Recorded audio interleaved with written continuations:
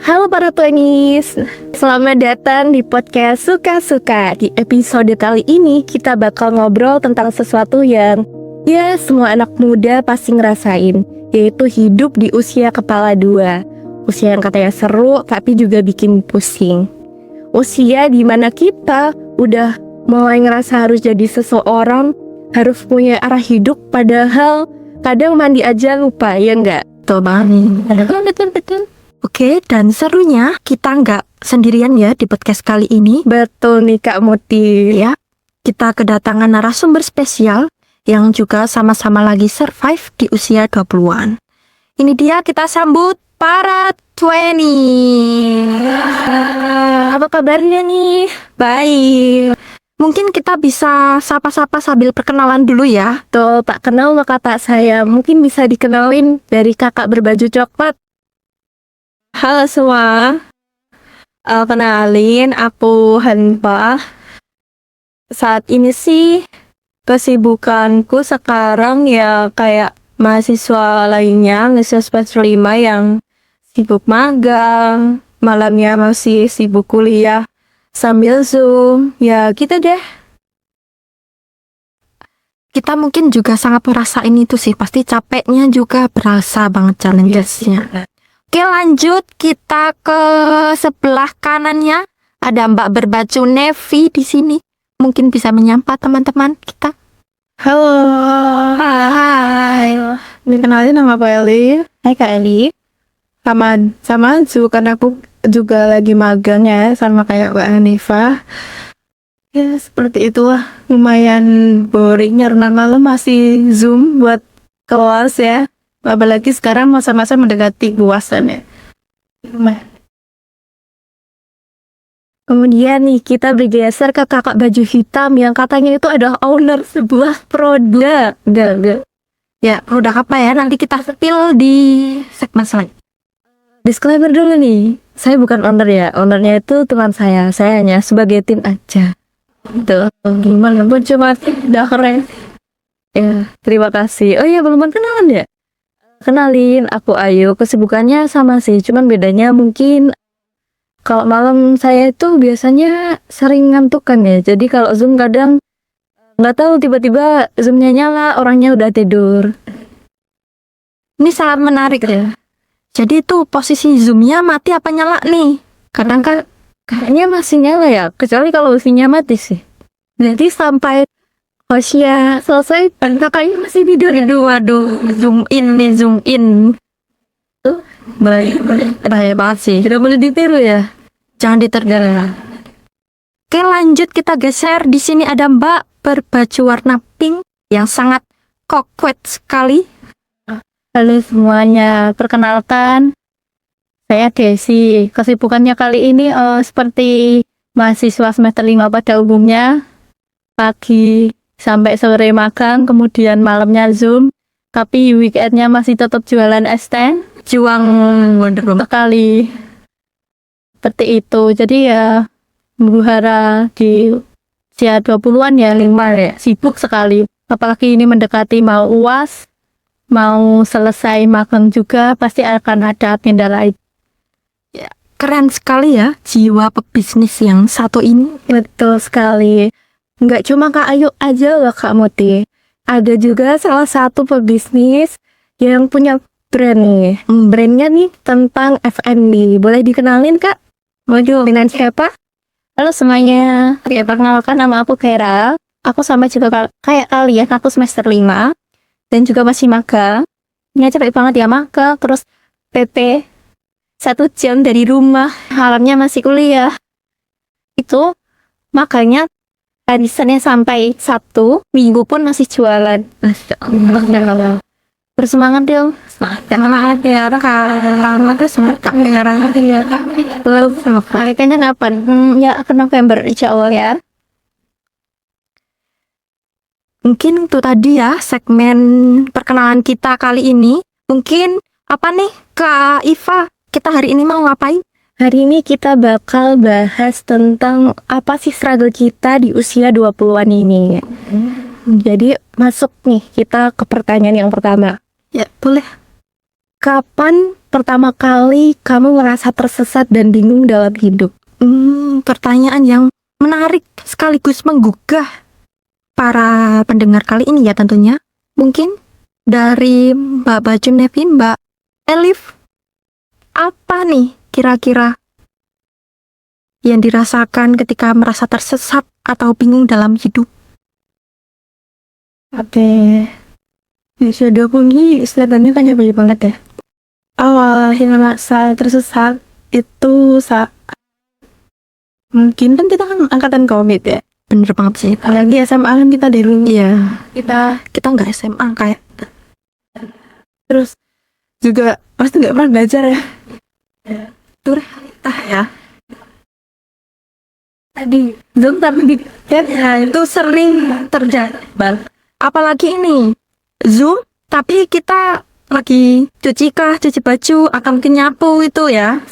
nanti dulu waktu SMA kayaknya ada yang Zoom tapi sambil takziah.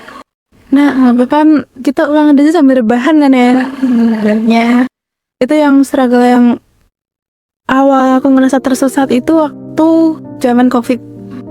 Karena itu udah semua rencana aku kayak berubah total. Nah, setelah masuk sekolah waktu kelas 2 awal waktu 50-50 itu mulai terus namanya saya samakan. Terus lulus SMA nih struggle lagi, bahkan lebih besar karena jujur aja aku ketolak sama jurusan impian aku. Jadinya harus mau nggak mau ngulang dari awal yang awalnya aku nggak tahu apa-apa.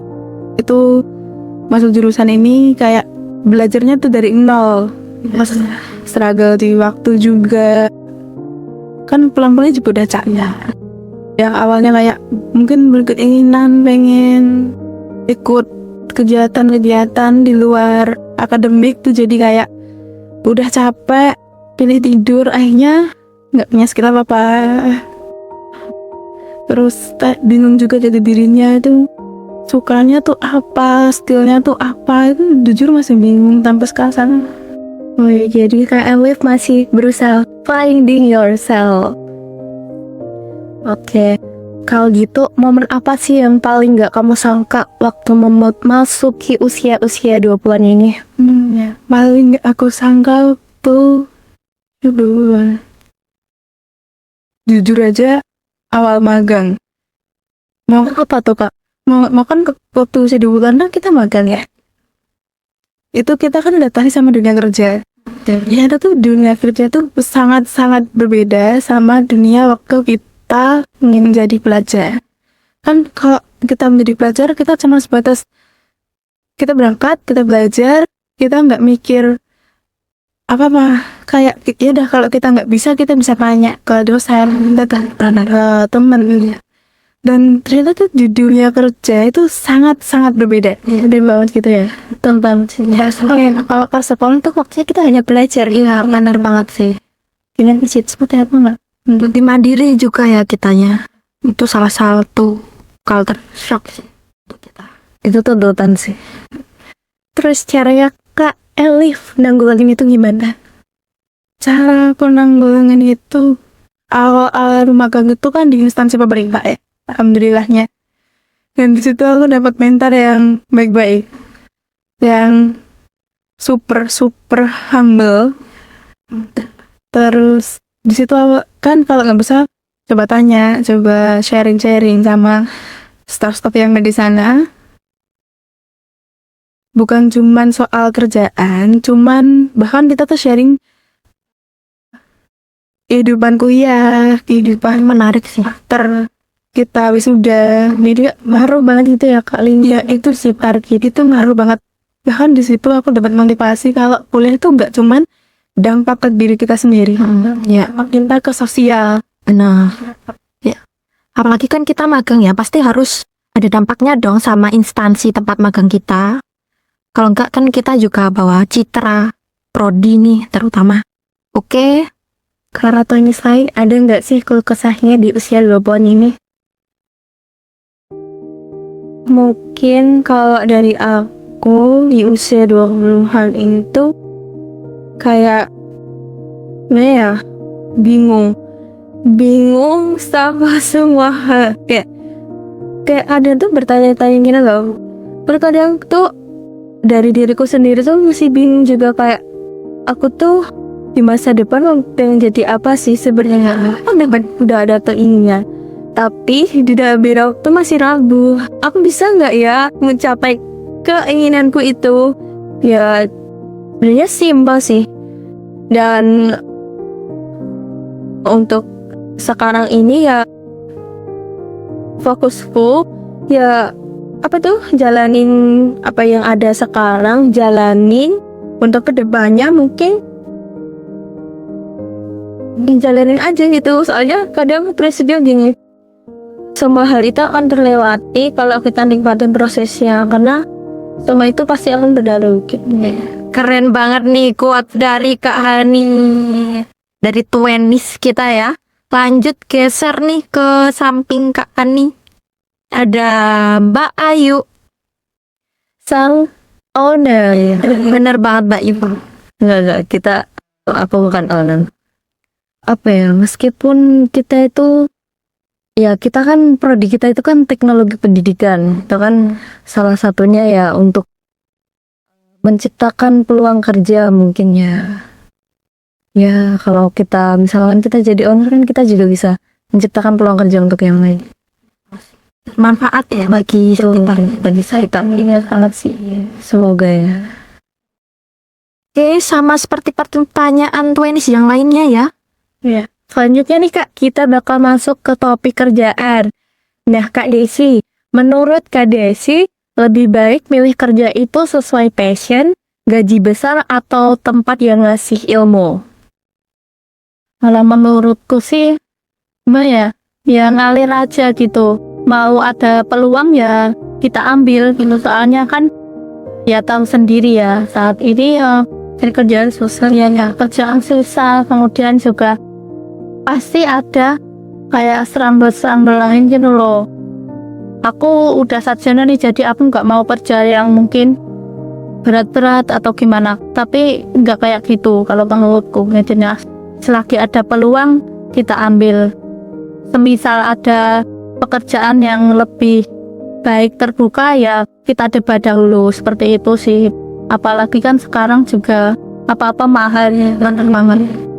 Jadi ya kayak gitu sih, ngalir aja gitu. Semuanya nanti akan ada takdirnya. Misal kita mau jadi apa itu kan sudah ditentukan, kita tinggal menjalani dan berusaha. Oke, lanjut nih ke Kak Vera. Gimana sih menurut Kak Vera? Passion, gaji besar, atau tempat dia ngasih ilmu? Pilihan yang berat nih bisa dibilang, tapi kita coba tanya Mbak Vera. Kalau boleh milih semuanya ngapain harus satu? Tapi biasanya kalau ada tiga-tiganya itu usaha sendiri ya Kak? Iya benar, tadi apa, passion, terus gaji besar, atau tempat dia ngasih kita ilmu? Pilih yang mana nih? Kira-kira Ini harus milih salah satu ya? bisa dong, salah satu aja dong kita. Ya. Mungkin tempat kerja yang aman sih kalau menurutku. Kalau menurut aku pribadi ya, kita kerja, tapi kalau di situ kita udah nggak aman, ya percuma sih. Itu gajinya besar atau enggak sih kalau menurutku ya. Kalau yang aman gitu ya, kalau temannya baik, terus circle-nya baik, kerjanya aman, sesuai passion kita. Kalau aku gaji nggak terlalu diperhitungkan sih kalau menurut aku. Menarik sih ya ini. Jadi sih bener, karena kamu kerjanya berat, pasti gajinya lebih besar. Mungkin ini yang dirasakan semua Gen Z ya. Nggak jauh-jauh sama penyakit Gen Z yang gampang resign tuh biasanya karena Kenyamanan. Kenyamanan, biasa passion. Sebenarnya tuh Gen Z tuh realistis ya, mencoba mendapatkan apa yang berhak dia dapatkan, intinya seperti itu. Mungkin Mbak Iva, kita lanjut ya Mbak Iva, seksi kali ini. Oke, kalau dari aku mungkin kayak di usia 20-an ini melihat pencapaian teman-teman udah ini, udah itu, sedangkan kita merasa kayak, duh, aku ngapain aja ya selama ini. Kalau kamu Ti? bicara nih soal tadi ya, pilihannya ada passion atau gaji besar atau tempat yang nyaman. Bisa dibilang kalau aku sih milihnya yang gimana ya, sesuai passion sih menurut aku. Karena apa? Karena kalaupun aku nggak passionnya, itu pasti aku nggak suka dengan hal tersebut. Kalau aku udah nggak suka nih, pasti aku ngerjainnya itu males-malesan, terus ogah-ogahan, apalagi ya bener banget nggak sepenuh hati. Jadi apa yang aku kerjakan itu nggak sepenuh hati, hasilnya pun Kurang maksimal. iya bener banget. Jadi takutnya malah ngerusak operasionalnya lembaga tempat aku kerja nanti. Dari itu aku Kalau aku mungkin lebih prefer ke kayak Kak Vera, tempat yang ngasih kita rasa aman. Karena mungkin kalau passion, kita mungkin bisa dapet passion baru di tempat yang baru. Kita bisa belajar hal baru gitu sih. mungkin bisa ya bagi kita untuk passion itu belajar dari tempat yang baru, namun juga harus dari kesenangan hati dan juga niat itu sendiri. Itu juga harus Jadi semuanya berkaitan ya. aslinya itu semuanya berkaitan ya teman-teman. Dari tempat yang nyaman, kitanya jadi nyaman. Misalkan ada ilmu baru pun kita bisa cepat menyerapnya. Nah, itu yang menimbulkan menumbuhkan passion baru. Terus dan apabila passion kita naik, terus skill kita naik, otomatis gaji kita juga bisa naik kalau skill kita pun juga mumpuni. Jadi semuanya berkaitan. Ngomong-ngomong soal gaji, nah masuk ke finance kita di usia 20-an ini adalah masa-masa yang pertama kali kita dapat uang sendiri dari hasil kerja keras sendiri gitu kan. Gimana sih kita nangguangin kesalahan finansial waktu awal-awal kerja, main karena FOMO mau beli ini, beli itu. Gimana nih menurut para trainees? Kalau dari aku ya, karena aku udah pernah ngalamin juga kerja part-time dan pernah ngalamin juga di mana senangnya dapat duit sendiri. Nah, itu dimana banget sih. Paling hebat tuh pas gajian. Nikmatnya apa saja? Gajian, waktu istirahat, waktu pula nikmat kerja kita ya para Gen Z ya. Kalau dari aku, pengalaman dari aku dapat uang gaji dari part-time tuh ya maksudnya ya nggak begitu banyak sih, tapi itu udah buat aku seneng banget dulu. Aku udah bisa ngasilin duit dari hasil kerja aku sendiri, terus bisa beli apa yang aku mau tanpa harus minta dari uang dari orang tua lagi. Kadang apa tuh loh, rasa konsumtif itu tuh langsung meledak ketika kita baru gajian. Aku rasa itu merupakan sesuatu yang salah sih, soalnya menurutku boleh aja itu kita check out tuh berapa, tapi itu kayak sebagai self reward gitu loh. Kalau semua itu pasti nggak mungkin kan, uangnya nggak kembali cukup sih. Tapi caranya mengatur itu bisa aja dengan kita membatasi rasa konsumtif kita ketika gajian dengan udah nentu ini. Aku pengen self reward aku, terus ya udah pas hari gajian itu kita langsung beli yang apa kita inginkan gitu sih. Jadi terplanning gitu nih ya. Keren ya Kak Iva. Jadi udah ada wishlist dan baru kita realisasikan seperti. Mungkin kita lanjut pendapat dari yang lain. Tuenis siapa ini ya? Mungkin dari Mbak Desi. Iya, kalau aku sih kayak setuju banget sama yang Hanifah bilangin. Menurut aku nambah juga, misal kita gajian nih, itu kita bisa kayak merencanakan kebutuhan apa yang kiranya bisa menjadi prioritas. Tugas skala prioritas ternyata. Kemudian juga kayak udah dipisah-pisah dulu gitu loh, uang buat mata, kemudian juga untuk saat reward. Jadinya kan semisal udah dipisah-pisah kayak gitu, kita kan jadi udah mau nggak kalah backup gitu ya, tapi tergantung orangnya juga say. Pintar-pintar menahan diri dari Lirang fitting dalam hal juga main lah itu dalam hal jaga jari, soalnya gak banyak-banyak. Mungkin ada tips nggak dari Mbak Desi soal manajemen uang, cara misah-misahinnya gimana sih? Kalau menurut aku sih kita coba kayak pikir mindsetnya itu kayak uang itu dilupain gitu loh, ditaruh di tempat yang lain, kemudian seolah-olah kita itu lupain uang itu minggu, jadi nanti tabung gitu ya, tapi di tempat lain.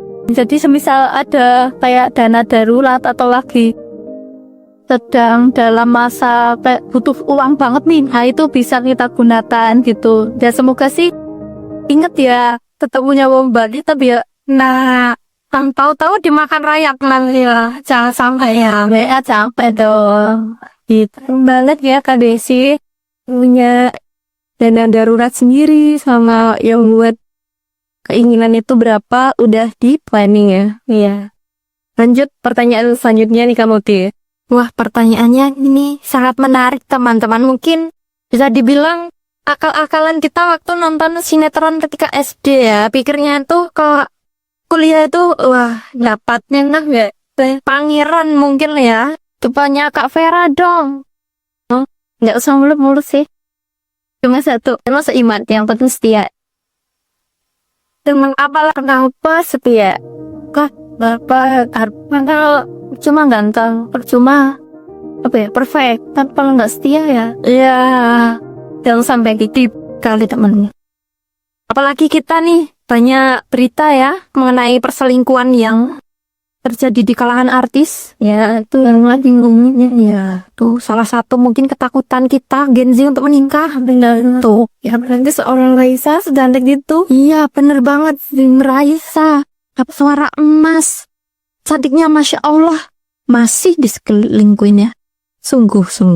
Ya itulah, kita sebagai perempuan itu harus pintar-pintar pilih pasangan. Benar. Selain pintar pilih pasangan, tapi menurutku pribadi ya, bagi seorang perempuan tuh kita tuh harus gimana ya, jangan selalu bergantung sama laki-laki. Kenapa? Kalau kita bergantung sama laki-laki, ketika ditinggalin, kita pasti ya gitu deh, sakit banget tahunnya nggak bisa bangun lagi, nggak bisa semangat ya. Benar. Lari jadi independen, wow. Oke, ya bener banget, kita harus jadi independent woman supaya apa ya? Untuk mengantisipasi hal yang tidak Belum tentu yang menemani kita saat ini, belum tentu nantinya sampai akhirnya servan. Mungkin kita geser tatanya pendapatnya dari Mbak Ayu, kriteria pasangan di umur 20 tahun kira-kira yang gimana nih? Kepo banget sih Ya, kalau Mbak Veranan tadi apa? Setia. Mungkin dari Mbak Ayu ada pandangan lain nih, kira-kira apa ya? ya, ini mungkin Mbak Ayu terlalu excited ya, jadi bingung mau ngomong apa. kriteria itu Apa ya? Yang pasti kita carinya yang gimana ya? Agak susah sih sebenarnya. Apalagi sekarang itu kan banyak isu, entah itu KDRT, entah itu perselingkuhan, entah itu apa ya, banyak lah struggle-nya. Apalagi Gen Z itu sekarang apa-apa takut. Ya salah satunya takut nikah itu ya karena itu. Dan pasti ada KDRT itu tadi, ada perselingkuhan, terus ada yang sampai ya mau dibalik ada sampai terbunuh atau apa, itu kayak lihat berita aja bikin merinding. Jadi kalau kembali ke kriteria mungkin sama seperti Kak Vera ya, kita cari yang setia, tapi mungkin lebih ke jenjang. Ini kriteria apa nih? Untuk jenjang kedepannya sampai pernikahan kah? Atau apa nih? Harus loh. Karena ya bukannya gimana-gimana. Cuman katanya cinta itu kan nggak yang tak terbatas ya.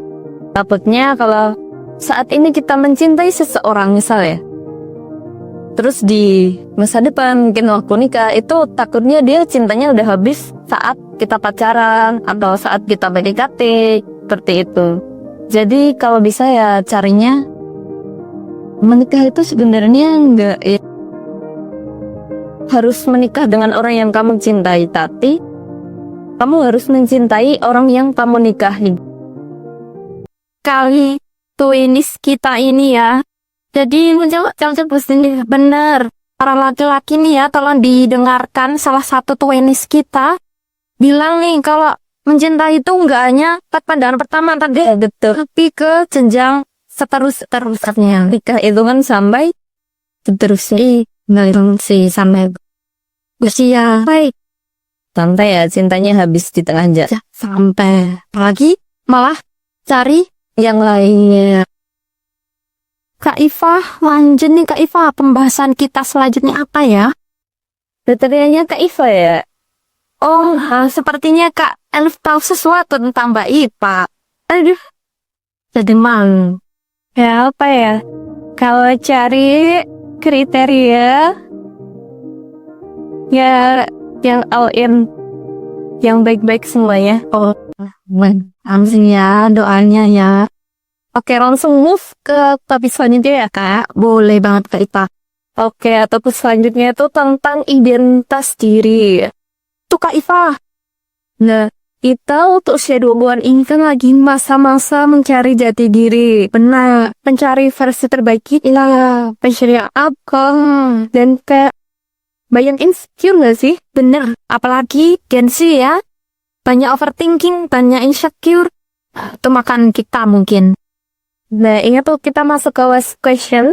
Jadi, apa hal yang kamu pelajari tentang diri kamu sendiri di usia 20-an? Hal-hal apa sih yang para twinnies pelajarin sama Iya. Pelajaran di umur 20 ya bisa dibilang. mungkin bisa dari Kak Tera? Cara tadi gimana Kak pertanyaannya?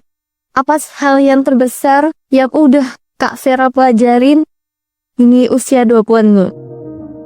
Mungkin lebih tentang jawab ya. Soalnya kalau 20 itu apalagi aku sebagai generasi senioritas ya. Dia kan bahaya itu. Harus ngurusi ini juga ngurusi seorang aja. Jadi waktu umur segini udah tanggung jawabnya harus lebih pikir itu. Apalagi kalau untuk mencari jati diri itu sebenarnya udah harus bicara di masa SMA. Kalau di masa usia ini kita tinggal membangun gitu gak sih? Ya, mungkin apa lebih ke tanggung jawab. Oke, menarik ya. Jadi Mbak Vera ini ternyata generasi sandwich. Kita doakan semoga Mbak Vera lancar rezekinya. Amin.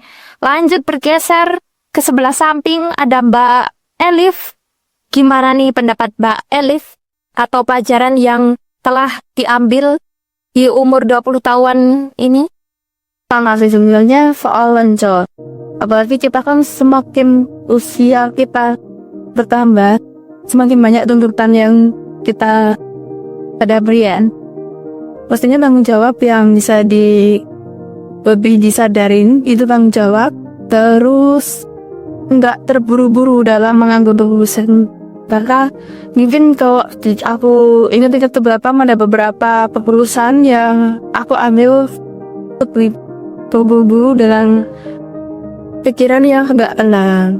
Jadi kalau bisa lebih matang ngambil keputusan jangan terburu-buru.